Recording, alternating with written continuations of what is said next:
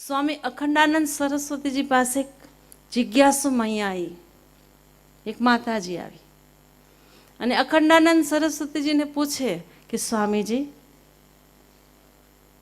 ઈચ્છું તો છું, મને ગમે પણ છે કે ભગવાનનું ધ્યાન કરો, ભગવાનના નામ લઉં, જપ કરો, માળા કરો, કથા કીર્તન સત્સંગમાં જાઉં, પણ મન લાગતું નથી. તો એમના માટે શું કરું? આપણો પણ એવો પ્રશ્ન હોય ખરો? કોનો કોનો હાથ ઉપર કરો, બરાબર ઈમાનદારીથી. અખંડાનંદ સરસ્વતીજી પાસે તો તે મહિલા નિખાલસ હૃદયથી પ્રાર્થના કરી રહી છે, કહી રહી છે કે ધ્યાનની મહત્તા સમજી જાણી, સત્સંગની મહત્તા પણ જાણી સમજી, પણ સ્વામીજી મન લાગતું નથી. ત્યારે સ્વામીજી પણ કહે કે જો હું કંઈક કહીને જવાબ આપીશ તો કદાચ સમજમાં આવશે, નહીં આવશે. તો સ્વામી અખંડાનંદ સરસ્વતીજીએ એક દીપક પ્રગટાવ્યો અને હાથમાં આપતા કહ્યું કે મૈયા, આ દીપકને હાથમાં લઈ અને સામેના ઓરડા સુધી લઈ જાઓ, જોજો બુજાઈ ના જાય. મૈયાજી હાથમાં તે દીપક સળગાવેલો પ્રજ્વલિત દીપક લઈ જઈ તો રહ્યા છે, પણ થોડાક આગળ ચાલ્યા તો હવા લાગવા લાગી. તો હવા આવતા તે દીપક સુરક્ષિત રહેશે ખરો? ખતરો છે ભાઈ, હવા આવતા દીપક તો બુઝાઈ જશે.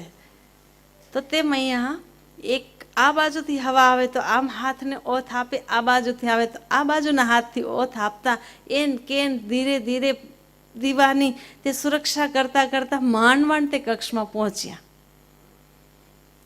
કક્ષમાં તે દીપક રાખીને પાછા અખંડાનંદજી પાસે આવ્યા, જ્યાં સત્સંગ થઈ રહ્યો હતો, અને પૂછ્યું સ્વામીજીને કે સ્વામીજી, સેવા સફળ થઈ? અખંડાનંદ સરસ્વતીજી કહે કે મૈયા, કે જેટલો સમય તું દીપક લઈને ગઈ એટલો સમય તારું ચિંતન કેવું રહ્યું? સમજી ગયા? બસ દીપક ઓલવાઈ ના જાય, દીપક બુજી ના જાય, એમની ઓઠ કરતી રહી, સુરક્ષા કરતી રહી, તો કોઈ ચિંતન થયું? બસ દીપકની સુરક્ષા. એવી જ રીતે જ્યારે આપણું પણ ધ્યાન ખેંચાઈ જાય પોતાના નિજ સુખ તરફ, તો પછી મન ભટકતું વિરામ પામે.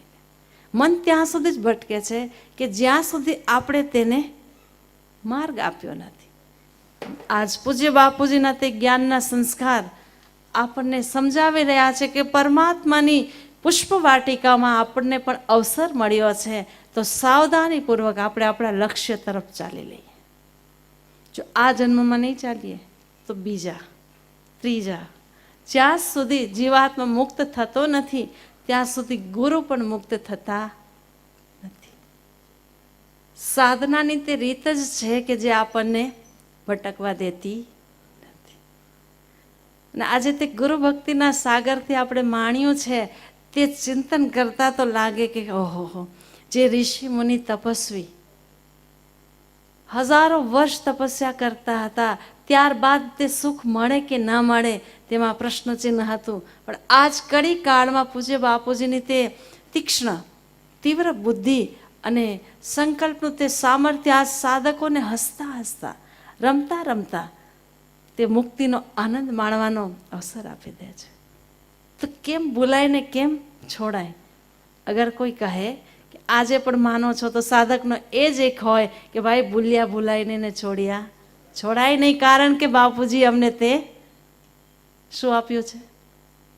બોલો ને, કે જેનું વાણીથી વર્ણન થઈ શકતું, ત્યાં તો બસ દિલ વરસી વરસી જાય. અને કહે છે કે જ્યારે ગુરુ ચરણોની પ્રીતિ જે સાધકના શિષ્યના હૃદયમાં છે, તેમને પછી માંગવું પડતું નથી. તેમને સ્વતઃ ચિંતન માત્રથી તે પ્રસાદ મળી જતો હોય.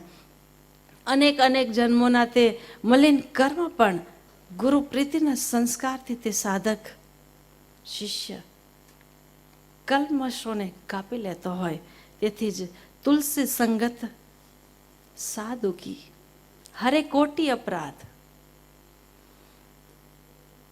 કોઈ વખત કર્મની અશુદ્ધિ, મનના વિચારોની અશુદ્ધિ, મનના ભાવોની અશુદ્ધિ અગર કર્મબંધનમાં બાંધતી હોય અને સાધક સાવધાન થઈ ગુરુના તે સ્વરૂપનું ધ્યાન કરતા, ચિંતન કરતા પુકાર કરે તો તેમના કર્મ, ભાવ અને સંસ્કારોમાં પણ પવિત્રતા તત્ક્ષણ આવે તેવા શ્રી ગુરુ ભક્તિ યોગમાં ઉદાહરણો પણ છે. અને ગુરુ ભક્તિ યોગ સુરક્ષિત, રક્ષિત માર્ગ છે. જેમણે પણ ગુરુ ભક્તિ યોગ માર્ગનું ચયન કર્યું છે તે નિશ્ચિંત નારાયણના પરમ સુખનો અધિકારી બન્યો છે.